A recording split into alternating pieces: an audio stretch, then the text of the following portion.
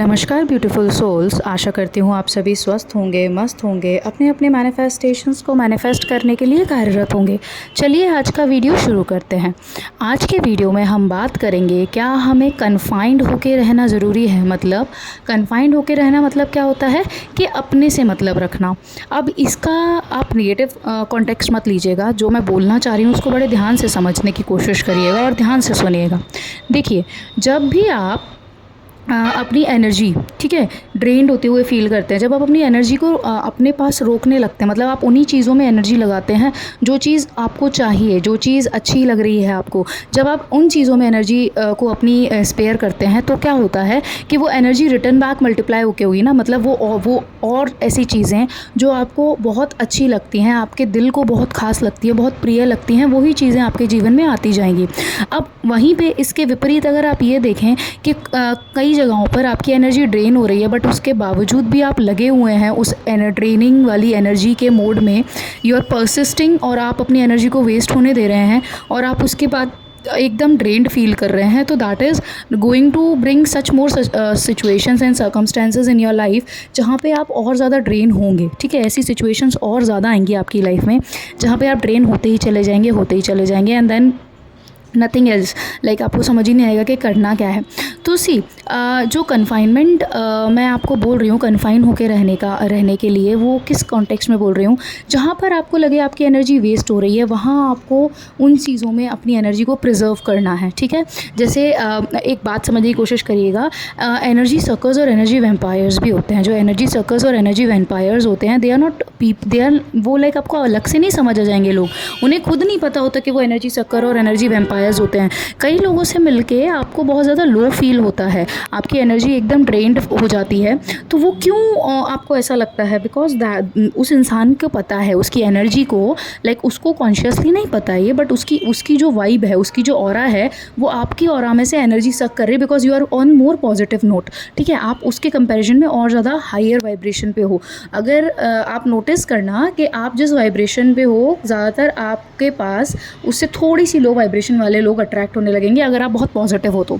ठीक है, तो वो आप पर डिपेंड करता है कि आपको उनमें कितनी एनर्जी अपनी यूटिलाइज़ करवानी है। In my terms I feel like कि एनर्जी वेस्ट नहीं करना चाहिए, बिकॉज जो चीज़ एनर्जी हमारे पास लिमिटेड होती है। ठीक है, जो चीज़ क्रिएट करना चाह रहे हो, जो डिज़ायर्स को मैनिफेस्ट करना चाह रहे हो, उन डिज़ायर्स को मैनिफेस्ट करने के लिए उस एनर्जी को यूटिलाइज़ करो instead of giving that energy freely to people. ठीक है, जो आपके फ्रूटफुल रिजल्ट्स में हेल्प भी नहीं करेगा, वहाँ पे उस एनर्जी को देने से बेटर है try to utilise that energy for creating your life. ठीक है, अपनी लाइफ को क्रिएट करने के लिए यूटिलाइज़ करो। अगर आप अपनी एनर्जी पे ध्यान नहीं दोगे तो देखो, लिमिटेड जैसे 24 घंटे होते हैं ना, वैसे ही एनर्जी भी एक दिन की बहुत लिमिटेड होती है। जो हम फूड कंज्यूम करते हैं उससे हमें एनर्जी मिलती है, जब हमें उससे एनर्जी मिलती है तो जो हम फूड कंज्यूम करते हैं वो हमें एनर्जी देता है, राइट। हमारे पास दिन भर में लिमिटेड एनर्जी होती है, जैसे दिन भर में हमारे पास लिमिटेड 24 आवर्स का टाइम होता है। अब उस एनर्जी, उस टाइम को टाइम मैनेजमेंट बोलते हैं ना, टाइम मैनेजमेंट करना चाहिए कि आपको पता होना चाहिए आप अपना टाइम कहाँ पे यूटिलाइज़ करवा रहे हो, कहाँ पे लगा रहे हो। इन द सिमिलर वे आपको ये पता होना चाहिए कि आप अपनी एनर्जी कहाँ पे लगा रहे हो। If you are not conscious about your energy और आप कॉन्शियसली एनर्जी को लेके काम नहीं करोगे तो लिमिटेड एनर्जी है, आप अपने डिज़ायर्स को क्रिएट करने में जो एनर्जी लगा सकते थे वो एनर्जी कहीं और वेस्ट हो जाएगी। क्योंकि अगर वो आपकी लाइफ में कुछ अच्छा क्रिएट नहीं कर पा रहे हो आप उस एनर्जी से, मतलब वो वेस्ट ही हो रही है, तो आपकी एनर्जी क्या हो जाएगी? वेस्ट हो जाएगी। तो instead of allowing your energy to get wasted, उस पर कॉन्शियसली आप काम करना चालू करो, रिजर्व मोड में रहना चालू करो। एनर्जी को जितना रिजर्व करोगे और जहाँ लगाना है वहाँ लगाओगे तो क्या होगा कि आपकी लाइफ में आपके पास अपने डिज़ायर्स को मैनिफेस्ट करने के लिए ज़्यादा एनर्जी होगी और ज़्यादा आपके पास वाइब्रेशनल अलाइनमेंट होगा। ठीक है, अब जैसे आप समझो, हम जब फ़ोन पे स्क्रॉल करते हैं तो हम अपनी एनर्जी को क्या कर रहे हैं? We are wasting our energy. हम फ़ोन चला रहे हैं ना, अनकॉन्शियसली चलाते हैं हमको कुछ देखना भी नहीं होता है मोबाइल पे। स्क्रॉलिंग की इतनी बुरी आदत हो गई है कि हम बस फ़ोन लेके बैठ जाते हैं और स्क्रॉल करते रहते हैं, और कहाँ 5 मिनट के 1 घंटा, 1.5 घंटा, 2 घंटा निकल जाता है, हमको समझ भी नहीं आता। तो होता क्या है कि उस टाइम पे भी हम अपनी एनर्जी को वेस्ट कर रहे हैं। हम माने या ना माने, we are wasting our energy, मतलब अपनी एनर्जी दे रहे हैं ना उस चीज़ को, और फिर फ़ोन चलाने के बाद एकदम ड्रेन्ड फील होता है क्योंकि एनर्जी दी है। और उस टाइम पर जो टाइम हम फ़ोन चलाने में यूटिलाइज़ करते हैं वो टाइम यूटिलाइजेबल नहीं है, क्योंकि अगर हम पढ़ रहे हैं या कुछ नया सीख रहे हैं या कुछ अपनी स्किल्स को अपग्रेड कर रहे हैं तो समझ भी आता है। बट हम रैदर क्या कर रहे होते हैं, हम माइंडलेसली स्क्रॉल कर रहे होते हैं। और जब हम माइंडलेसली स्क्रॉलिंग कर रहे होते हैं, that is a very big thing. मतलब वो सबसे ज़्यादा एनर्जी हमारी वहाँ पे वो होती है, वेस्ट होती है। रिजर्व मोड में आना इसीलिए बहुत ज़्यादा ज़रूरी है। अगर आप अपनी वर्क प्लेस पे जाते हैं, ठीक है, and at your work place if you feel like कि आप बहुत ज़्यादा ड्रेन्ड हो जाते हैं, तो स्टार्ट कन्फाइनिंग योरसेल्फ। अपनी एनर्जी को कन्फाइन करना चालू करो। और उसको कन्फाइन कैसे करना चालू करो, उसको कन्फाइन करना चालू करो एज इन कि उन्हीं लाइक जितना इंटरेक्शन रिक्वायर्ड है लोगों के साथ सिर्फ उतना करो, एक्सेस इंटरेक्शन मत करो। Don't give your excess time to people, don't interact मतलब फालतू में गॉसिप करने के लिए या ऐसे।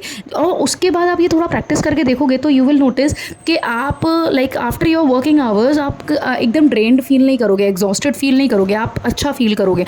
तो that is very much important to keep in mind कि आप you have limited energy, you have limited resource, ठीक है। उस रिसोर्स को कैसे यूटिलाइज़ करना है वो आपको पता होना चाहिए और वो आपको कॉन्शियसली सीखना पड़ेगा।